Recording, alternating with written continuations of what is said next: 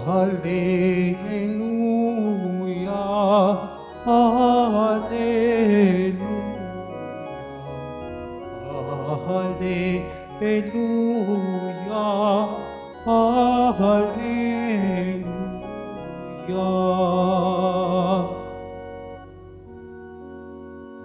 Panginoong nagliligtas sa ating darating tiyak, mapalad siyang makaharap.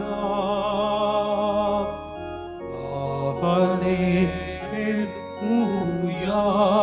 Hallelujah,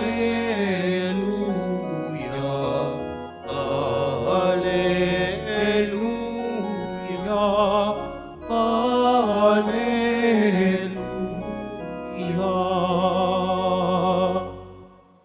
Sumainyo ang Panginoon. At sumaiyo rin. Ang mabuting balita ng Panginoon ayon kay San Mateo. Papuri sa iyo, Panginoon. Noong panahong iyon, nagbalik si Jesus sa tabi ng lawa ng Galilea at siya'y umahon sa burol at naupo. Nagdatingan ng napakaraming tao na may dalang mga pilay, bulag, pingkaw, pipi at marami pang iba. Inilagay nila ang mga may sakit sa harapan ni Jesus at kanyang pinagaling sila. Namangha ang mga tao nang makita nilang nagsasalita na ang mga pipi, gumaling na ang mga pingkaw, nakalalakad na ang mga pilay at nakakikita na ang mga bulag, at nagpuri sila sa Diyos ng Israel. Tinawag ni Jesus ang kanyang mga alagad at sinabi, "Nahabag ako sa mga taong ito sapagkat 3 araw na ngayong kasama ko sila at wala na silang makain.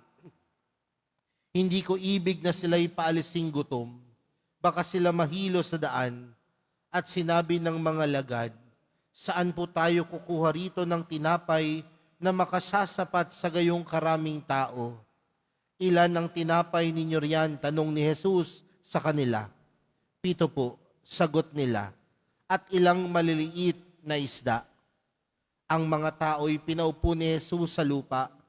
Kinuha niya ang 7 tinapay at ang mga isda at nagpasalamat sa Diyos. Pagkatapos, pinagpira-piraso niya ang mga iyon at ibinigay sa mga alagad para ipamahagi sa mga tao. Kumain ng lahat at nabusog.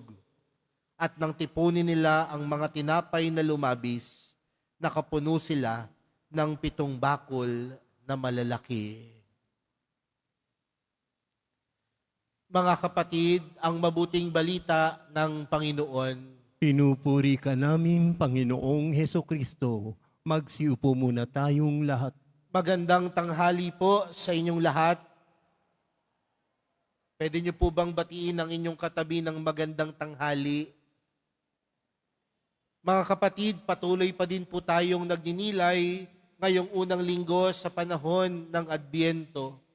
At kung titingnan po natin mga kapatid sa ating ebanghelyo, marami ang taong sumusunod sa Panginoon. At marahil kung titingnan at ilalagay po natin ang ating sitwasyon sa mga taong sumusunod sa Panginoon, ano po kaya ang pinakadahilan kung bakit maraming sumusunod sa Panginoon nung kanyang panahon? Dahil nung mga panahon na iyon, mga kapatid, si Jesus ay gumagawa ng napakaraming milagro. Nagpapagaling ng mga may sakit, nagpapalayas ng demonyo, at nakikisalamuha sa napakaraming tao. Kaya nga, kung tutuusin mga kapatid, marami ang sumusunod kay Jesus dahil tunay silang may pangangailangan kay Jesus. Magandang tanungin din po yan sa buhay pananampalataya natin mga kapatid. Bakit nga ba tayo sumusunod sa Panginoon? Dahil may kailangan lang ba tayo kay Jesus? May kailangan lang ba tayo sa Diyos? O tunay tayong sumusunod sa Panginoon dahil nakikita at nararanasan natin ang kanyang awa at pagmamahal? Mga kapatid, ito po'y dalawang bagay na magkaiba. May mga taong sumusunod sa Panginoon dahil may nakukuha lamang sila. Pero meron naman talagang may sumusunod sa Panginoon dahil nakakaranas sila ng awa at pagmamahal sa Diyos. Nawa po mga kapatid sa araw na ito, ang pagsunod natin sa Panginoon nakaugat sa pagmamahal ng Diyos at awa ng Diyos para sa atin. Hindi lang dahil may nakukuha tayo. Dahil kung ganun ang pag-iisip natin, may mga pagkakataon na kapag hindi na marahil ipinagkaloob ng Diyos yung mga bagay na hinihiling natin, sasama ang loob natin. Tatalikod tayo sa Diyos. Pero kung buong buo yung ating pagsunod sa Diyos, dahil ito'y tayo nakakaranas ng kanyang awa at pagmamahal, kahit anong unos, kahit anong hirap, patuloy tayong susunod sa Kanya. Pangalawang bagay, mga kapatid, magandang mapagnilayan ang pagtingin ng Diyos sa mga tao. Alam naman ng Panginoon, mga kapatid, na hindi lahat ng sumunod sa Kanya ay naniniwala. Marahil noong mga panahon na iyon, dahil sa bulong-bulungan ng mga tao, na siya ay nakapagpapagaling, may mga taong sumunod sa Kanya. Kaya nga sobrang dami ng tao. Pero anong maganda sa Panginoon? Hindi siya namimili kung sino ang papakitaan niya ng awa. Hindi siya namili kung sino lamang yung kanyang papakitaan ng pagmamahal. Kaya nga doon sa ating ebanghelyo, anong sabi niya sa kanyang mga alagad? Naaawa ako sa mga taong ito. 3 araw na silang sumusunod sa akin at wala na silang makain. Kung si Jesus ay makasarili, sasabihin ng Panginoon, bahala kayo sa buhay niyo. Kayo ang sumunod sa akin eh. Pero mga kapatid, iba ang pag-iisip ng Panginoon. Ang pag-iisip ng Panginoon, laging may awa, laging may pagmamahal. At yung awa ng Panginoon, hindi lamang sa salita. Kaya anong sabi ng Panginoon sa kanyang mga alagad? Maghanap kayo ng makakain. At anong sabi ng mga alagad? Ang meron lang po tayo ay 7 isda at ilang pirasong 7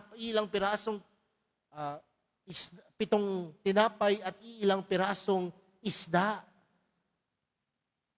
Pero anong nangyari mga kapatid? Dahil sa pagpapala mula sa Diyos, marami ang nakakain. At anong ipinapaintindi nito sa atin mga kapatid? Na pagdating sa Diyos, walang uuwing luhaan. Pagdating sa Diyos, walang uuwing talunan. Pagdating sa mahal na pong Jesus Nazareno, ang mamumutawi, kanyang pag-ibig. At ang pag-ibig ng Diyos, laging nagpupunyagi. Ang pag-ibig ng Diyos, laging nagwawagi. Ang pag-ibig ng Diyos, laging nag-uumapaw. Kaya nga mga kapatid, kung sa tingin mo sa mga pagkakataon na ito, walang naawa sa iyo, wala kang kasama, lugmong-lugmo ka. Mali mga kapatid.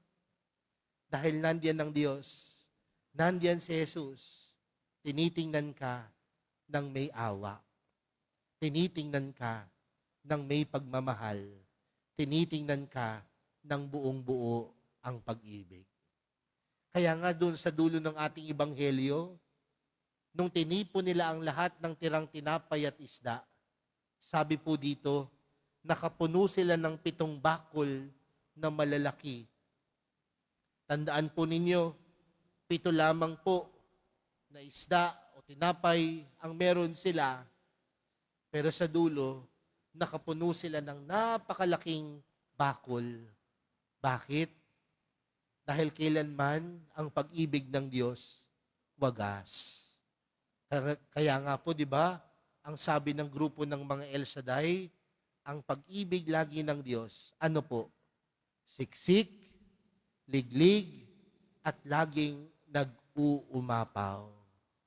Mga kapatid, ganyan ang Diyos. Ganyan ang pag-ibig ng Diyos para sa atin. At kung ganyan po ang pag-ibig ng Diyos para sa atin mga kapatid, nawa maging ganyan din tayo sa ating kapwa. Puno ng awa at puno ng pagmamahal. Alam niyo po mga kapatid, kung ang bawat isa po sa atin, mga Kristiyano at Katoliko, maging kagaya ni Jesus, wala po sigurong nagugutom. Wala po sigurong namamatay dahil hindi sila magamot sa ospital. Wala po sigurong naghihikahos. Kung ang bawat isa lang sa atin may mata, may puso, at may awa at pag-ibig, kagaya ng mahal na pong Jesus Nazareno. Mga kapatid, ngayong pong panahon ng Adbyento, yan ho ang panahon hindi lang upang tayo ay maging handa, kundi ito din po ang panahon upang tayo ay kumilos kagaya ng pagkilos ni Jesus. At ano pong klaseng pagkilos ito? Hindi sa salita, hindi sa mabubulaklak na salita, kundi pagkilos ng paggawa. At kasama ng paggawa na ito ay pagpapakita ng ating awa at pag-ibig sa kapwa. Amen.